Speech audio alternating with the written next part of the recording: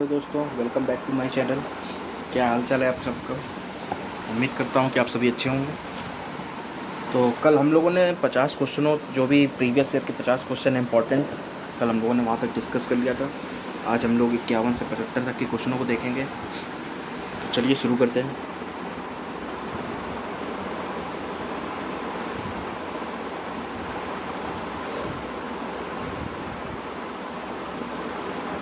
अब 51 में आ जाते हैं। 51 में कह रहा है कि सामाजिक अध्ययन का अर्थ है। क्या अर्थ है? ऑप्शन ए देखते हैं। सांस्कृतिक वातावरण का अध्ययन, प्राकृतिक वातावरण का अध्ययन, मनुष्य और उसके वातावरण का अध्ययन, और इनमें से कोई नहीं। देखिए दोस्तों, ये जो दोनों क्वालिटीज़ हैं ये इंटरनल हैं, मनुष्य और उसके वातावरण का अध्ययन, क्योंकि ये सब चीज़ें इसी के अंदर अंतर नहीं, अंदर सांस्कृतिक भी होती है और प्राकृतिक भी जो है उसके अंतर्गत आता है। 52 नंबर पे आ जाते हैं। सामाजिक अध्ययन के उद्भव की नींव रखी गई थी 1892 में।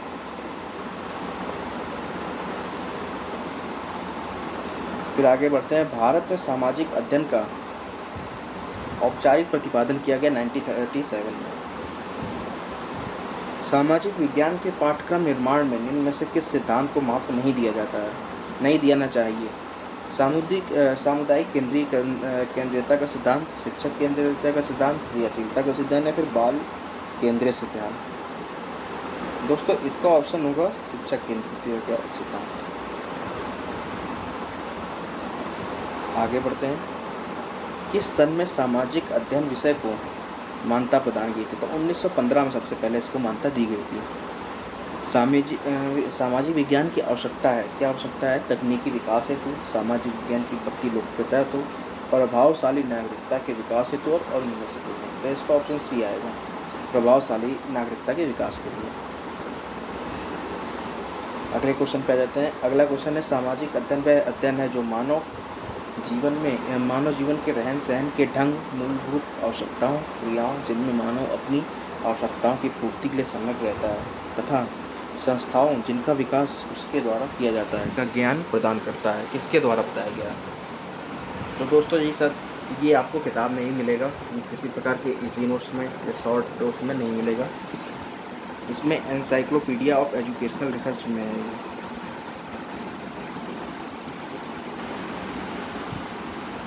माध्यमिक स्तर पर सामाजिक विज्ञान शिक्षक के उद्देश्य हैं: राष्ट्रीयता शासन के स्वरूप का ज्ञान प्रदान करना, देश की समस्याओं को अवगत कराना, और राष्ट्रीय विकास एवं अंतर्राष्ट्रीय सद्भावना का विकास करना। तो इसके सारे सही, डी ऑप्शन होगा इसका।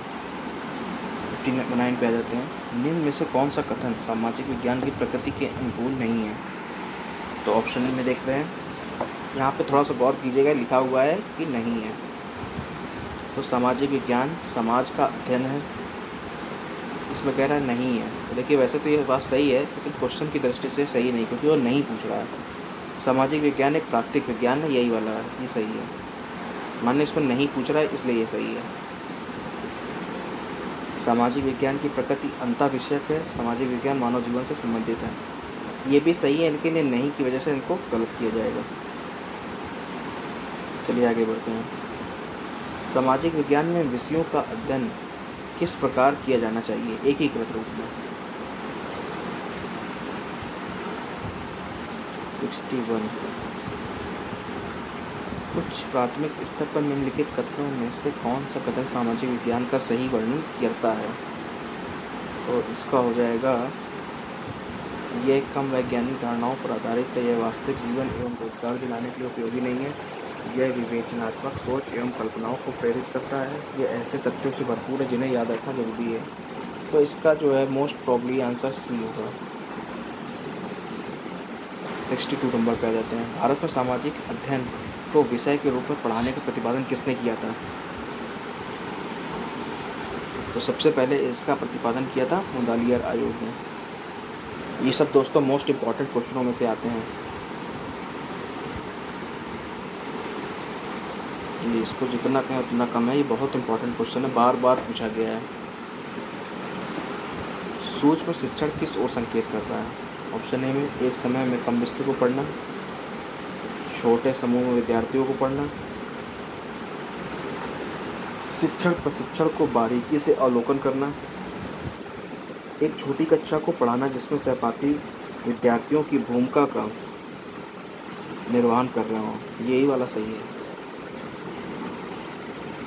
अगले पे आ जाते हैं। एक प्रशिक्षु शिक्षक विशिष्ट उद्देश्यों में से एक लिखता है जैसे छात्र लोकतंत्र के अर्थ का वर्णन करने में सक्षम है। यह उद्देश्य किसका है?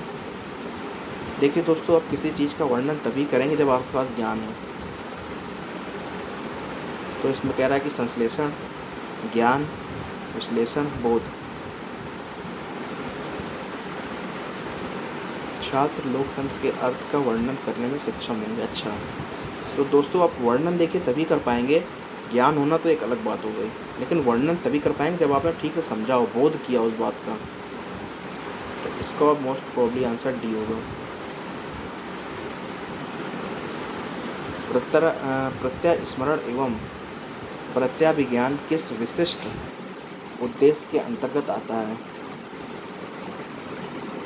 तो कह रहा है किस विशिष्ट उद्देश्य के अंतर्गत आता है। संश्लेषण गलत है, ज्ञान यही सही होगा। ज्ञान के अंतर्गत ही ये दोनों चीज़ें आती हैं। विश्लेषण नहीं होगा, बोध भी नहीं होगा। सामाजिक अध्ययन विषय की शिक्षा का प्रारंभ किस देश में हुआ? सबसे पहले यूएसए में ही हुआ था। 67 नंबर पे आ जाते हैं। सामाजिक विज्ञान के अंतर्गत कौन सा विषय सम्मिलित नहीं है? सामाजिक विज्ञान में इतिहास भी होता है, भूगोल भी होता है, अर्थशास्त्र तो मनोविज्ञान में होता है। ये आपको दिख भी रहा होगा कि ये अलग हुआ है। 68 नंबर 1, जीने की कला बड़ी सुंदर कला है, सामाजिक अध्ययन द्वारा ही प्राप्त ज्ञात होता है। ये कथन किसका है? तो ये एमपी मोफात का है। देखिए दोस्तों, इस तरह की जो भी चीज़ें याद करनी होती है उसमें क्या करते हैं, कोई ऐसे शब्द जैसे जीने की कला, इसको आप कुछ कहानी बना लीजिए और फिर उसको एमपी मोफात से जोड़ लीजिए, तभी आप इसको एग्ज़ाम में सही कर पाएंगे। 69 नंबर, सामाजिक विज्ञान विधिवत सामग्रियों का वह समूह है जो मानव के मानवीय संबंधों से संबंध रखती है। यह कथन किससे संबंधित है?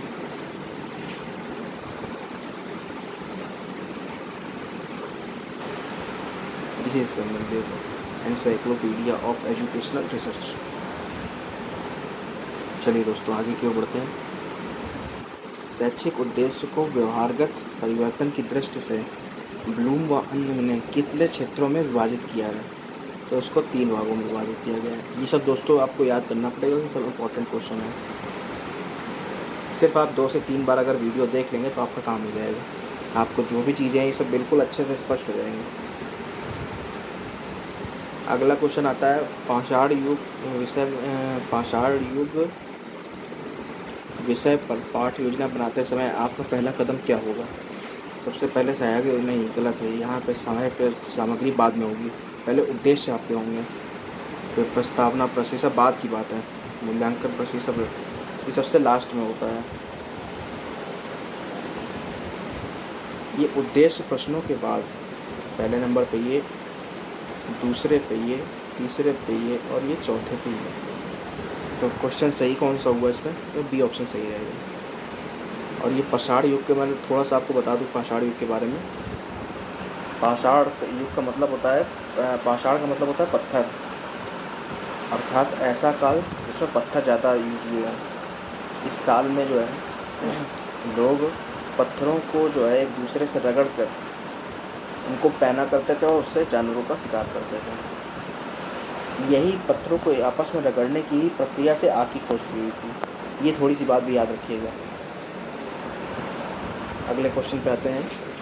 छात्रों में सामाजिक विज्ञान के प्रति रुचि पैदा करने के लिए शिक्षक को चाहिए एक ही प्रकार के शिक्षण विधियाँ उपयोग करें, गलत है। पाठ्य पुस्तक का प्रयोग करके पढ़ाए, ये भी गलत है। छात्रों को पूछने की अनुमति दे, ये बिल्कुल गलत है। गतिविधि आधारित शिक्षण कराए, तो गतिविधि कराएगा तो ही बच्चे को इंटरेस्ट होगा। ये मोस्ट इम्पॉर्टेंट क्वेश्चन में से है। पंचपदी उपागम किसने दिया? ये J.F. हर्बर्ट ने दिया। दोस्तों कई चीज़ें आप गूगल में गलत पाएंगे, इसलिए ध्यान रखिए कि या तो टेक्स्ट बुक पे भरोसा कर दीजिए या तो हम लोग जो वीडियो बनाते हैं इस पर भरोसा कर सकते हैं। गूगल में क्या होता है कि आपको एकदम शब्द टू शब्द बिल्कुल टू द पॉइंट लिखेंगे तभी वो चीज़ सही बताएगा। दोस्तों कई बार पूछा गया क्वेश्चन है, अनवरत रूप से आया हुआ क्वेश्चन है। RCEM का क्या मतलब होता है? इसमें क्षेत्रीय विद्या शिक्षा महाविद्यालय मैसूर से है। इसको याद करने का सबसे अच्छा तरीका ये पीछे वाला आप देख लीजिए, मैसूर। बाकी तरह से आप देख ही रहे हो कि सब जगह M लगा हुआ है, लेकिन मैसूर को आपको याद रखना है। लास्ट क्वेश्चन पे आ जाते हैं।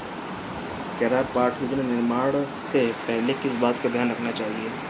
विद्यार्थियों का पूर्व ज्ञान का पता होना, विषय वस्तु का अच्छा होना, बालकों की रुचि का ज्ञान और उपयोग सभी। तो उसमें उपयोग सभी है। उम्मीद करता हूँ दोस्तों वीडियो आपको अच्छी लगी होगी। मेरे चैनल को सब्सक्राइब कर लीजिए, मुझसे जुड़े रहें, जिससे मैं इसी तरह की और वीडियोज़ आपके पास पहुँचाता रहूँ।